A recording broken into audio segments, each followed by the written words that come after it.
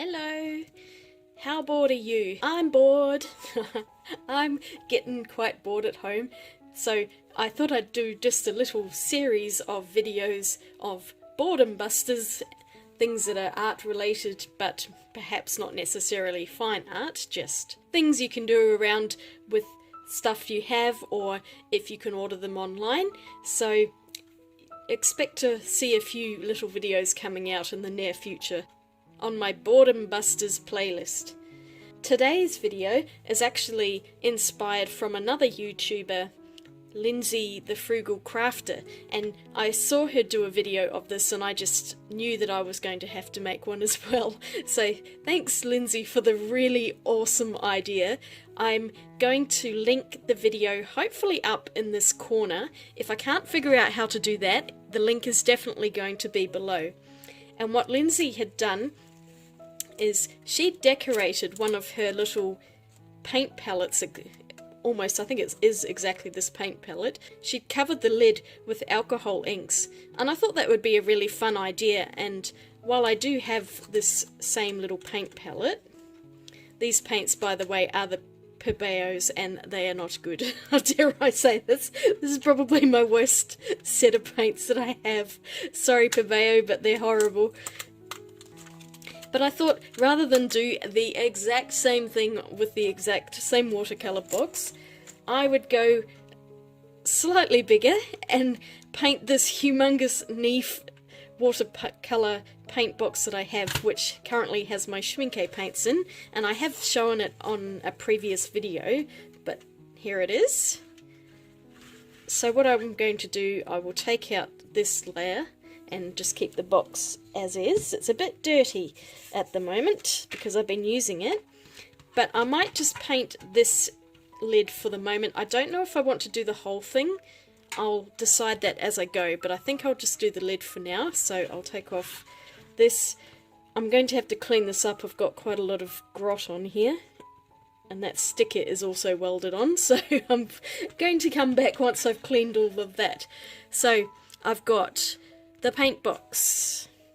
I have my supply of alcohol inks, which I've labelled with the ink on the top. So these are the Jaquard Pinata colour inks, and I also have just a handful of Tim Holtz's alcohol inks as well, and a couple of cleanup solution and Claro extender.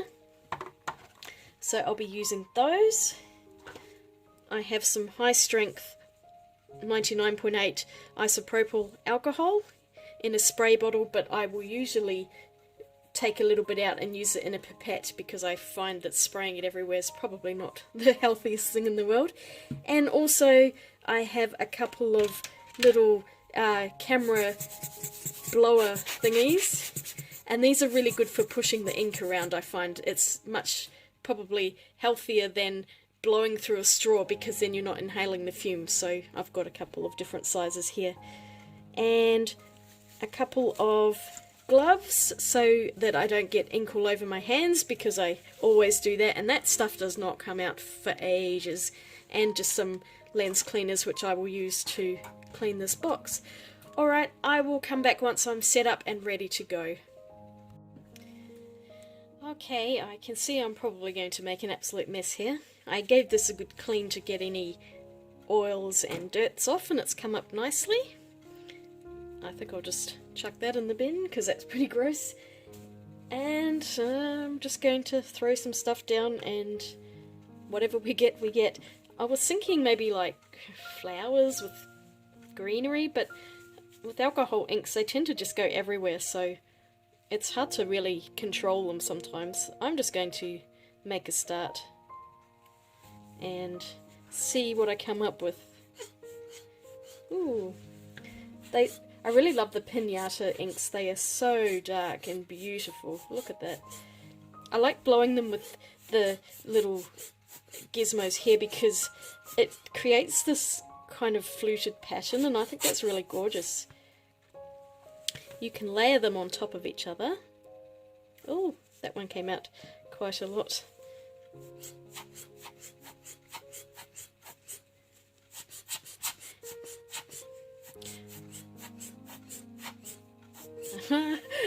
I don't know what I'm doing, guys, and I just threw that everywhere. Oh my goodness. Oh well, I'll add that into the thing.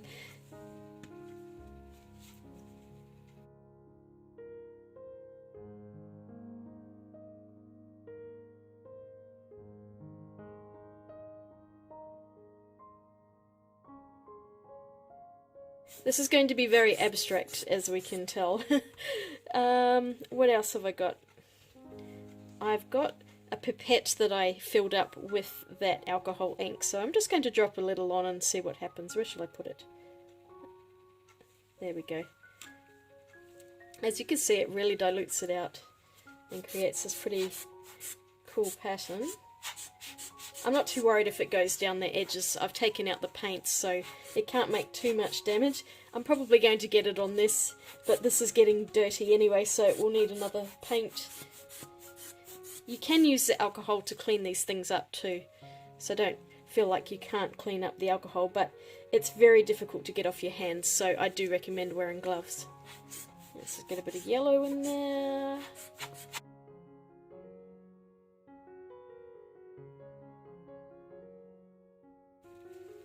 I thought I would go cooler colours for the most part, so blues and maybe some purples and pinks along with the greens. Colours that basically will run into each other and not make a hideous mess. That does not look anything like a flower, so I think it will just make it an abstract piece. I don't think it's going to be very floral. I did one once and I managed to get some really cool looking flowers, and can't for the life of me remember how I did that, so whatever I get this time is what is going to be. They're such beautiful colours. I mean, even just having an abstract pattern like this is going to be good, I think.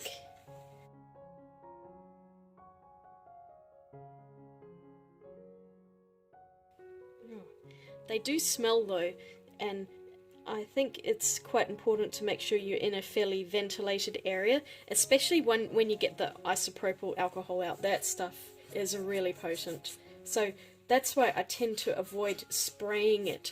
I tend to like to drip it on with a pipette like this because it doesn't smell as much and it's a lot safer, I think, rather than spraying with that spray bottle.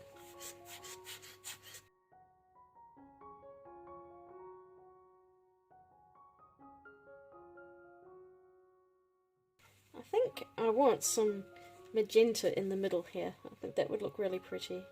Just to give it some contrast. Give it contrast, that's the word I want.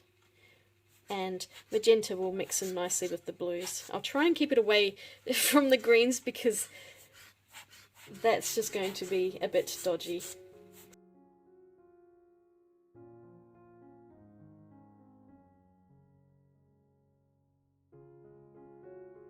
It's hard to know if I should leave some white. I kind of like the white, so I might leave a little bit of space rather than covering the whole thing.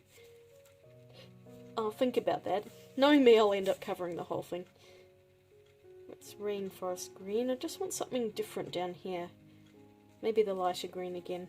Actually, I've got this one, this Tim Holtz one. I don't know that these are quite... Oh my lord, that is not coming off.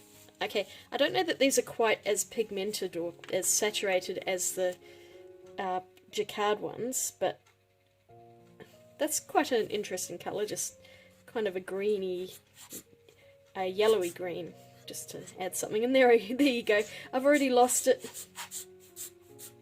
But you can mix brands together as long as they're all alcohol. You could probably use markers as well and dilute them out a bit, but I don't think they work quite as nicely as these ones. What else should I put down here? I think a bit more blue. I can see where this is going. I'm going to end up covering it all. Oh, whatever. See, now it's like I've done too much and little bits of white are annoying, so yep. Decision made, all of it's going in.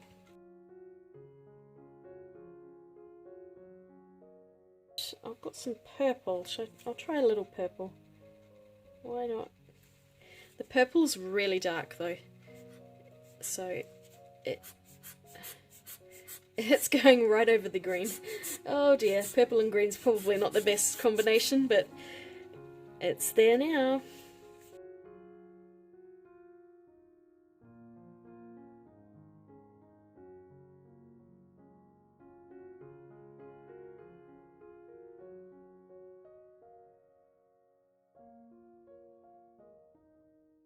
And I'll put some more. Oh, this is a gamble right there. Just to get some. And to get a little bit of mixing with that green. There we go. What else? I'll put some more. I'm trying to be gentle here.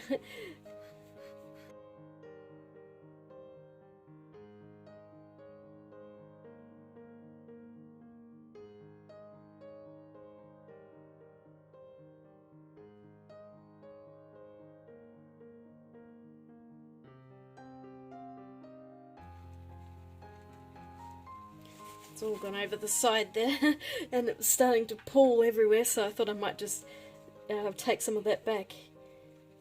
A little bit of yellow in that corner, maybe just one tiny bit of blue, just to make a different green. Ah! You see what I mean? That they are so unpredictable. Oh, goodness me. Everywhere. Now this is where it gets a bit delicate when you've got tiny little pieces. So this is where I usually tend to just try and fill it in with the alcohol.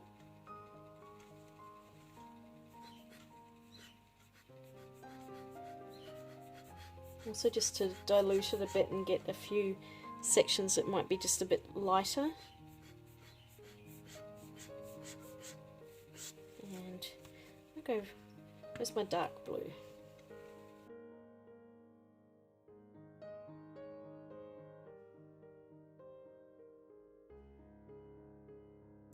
And I think with the last section, I'm going to put that magenta right along here, just to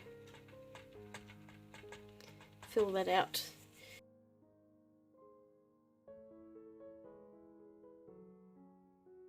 And uh-oh, this thing does drip out. You've got to be quite careful with it, because I've just gone and sprayed that everywhere.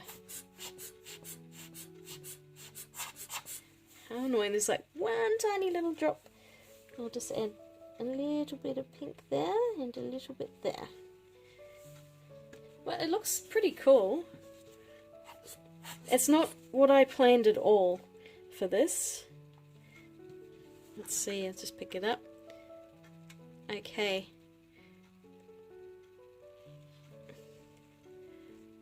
Oh, look. It's not dry down the sides and I have just smeared it everywhere. Yay me! You know what, I probably am going to cover the whole thing. So, I think I might do that off camera, and I will come back once I've done the entire box, and then I'm going to paint it with some clear varnish just to make sure it stays on. I remembered I have silver. I'm going to just put a little bit of silver on, especially in this dark area here. Oh my gosh! Okay, with the silver, it's got a heavier pigment, and so it kind of sinks, but I just thought it could be interesting to put some on. I think I want to try and make like a line of it across.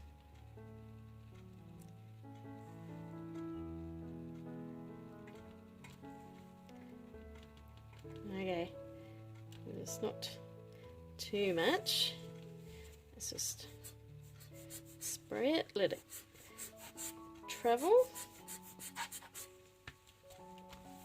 It's interesting. I don't know that that was the greatest move in the world, putting that across. It's too late now, it's on there. I'll just add a tiny bit more up here just to kind of give it a little bit of, just kind of like a matching stripe. There we go. The pigment, the mica in it, tends to sink to the bottom. That's interesting. So after making a joyous mess, here it is so far. I've just gone and done the top lid. I think I'm going to leave the bottom white because really that is going to be on surfaces and getting in contact with things, and it will probably rub off. So I think just the top layer. I did go over the hinges though because it looked a bit funny otherwise. It's still quite sticky. Because I've got a fairly thick layer on here, it will take a little time to dry, although alcohol does dry quickly. Look at that. It's everywhere. I'll see if I can remove most of it with alcohol ink. My next step, I'm going to wait for this to dry for a while, then I'm going to cover the lid with a thick layer of acrylic, and then I'm going to clean the bottom. I started to clean the bottom of it now, but I found that I was touching the top lid and it needs to be sealed before any more alcohol gets in contact. This side's a bit dark, but yeah, it's a bit of a mess, so cleaning the box will be the last thing I do once everything is dried. And even with gloves, I've still managed to get it on my hands. I don't know how I do it. It takes talent. Okay, it feels like it's pretty nice and dry now, so I've got some gloss varnish. It's just a fairly cheapo one, but I'm probably just going to pour some on. I think it needs to be quite a thick layer because otherwise it's just going to come off and peel away. I've had that happen. I tried to make some coasters with tiles and it started peeling off when I'd only had a light layer, so I'm really hoping that with a thick layer it will be a lot better. Smear it on. I'll try not to use too much paint brushing motion either because that can leave lovely lines in the stuff. As I'm painting this, I'm just thinking, oh please don't pick it up underneath. Please don't pick it up. Now it seems to be all good. Uh-oh. Uh-oh, look. Look at that. Okay, that obviously clearly isn't dry. Oh no, help, help. Alright, emergency measures. I need a tissue. And I know they're in short supply at the moment, so I'm a bit loath to use them, but I think I'll have to just take up some of that. Well, how annoying. I'm going to have to do it now, so I'm just going to pour it on. That's what happens when you film stuff. It never works out. If I did this without filming, it would be fine. Okay, the greens seem alright, it's just that pink is a little bit lifty. Well, it wouldn't be a craft project without at least one disaster. I think I've just made a slight mess here, so I'm going to very, very gently, and hope I don't make too much of a state of it, just gently wipe off some because it's like the top layers come off. So if I just can probably add another layer on. Yeah, it's just the magenta that's doing it. How not to paint a lid. I should have left it longer. I knew, because I know that this layer is going to take ages to dry, so I thought I'll just, you know, put this on and let it dry overnight, but yeah. Alright, I think I'm pretty good.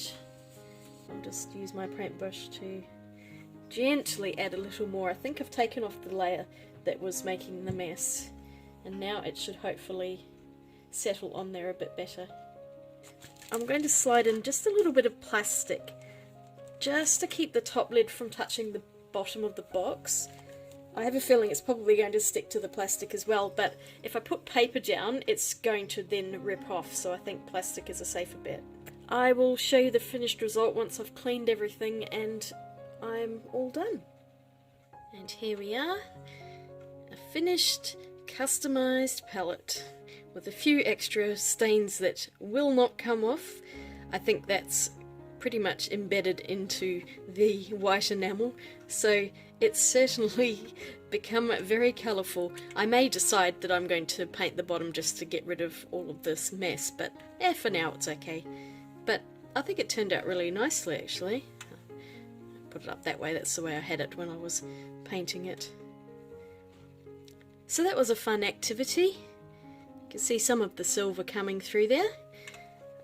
I had a good time with that. Thank you again to the Frugal Crafter for that really awesome idea. Now I'm going to have to cover everything else in alcohol ink as well. So I hope you're all having a great day, you're not too bored, find yourself something fun to do, and I'll swatch you later. Bye! I guess my next job is cleaning this thing up, eh? What a mess. I'm probably going to have to repaint it all. Oh well, that's something else to do. See ya!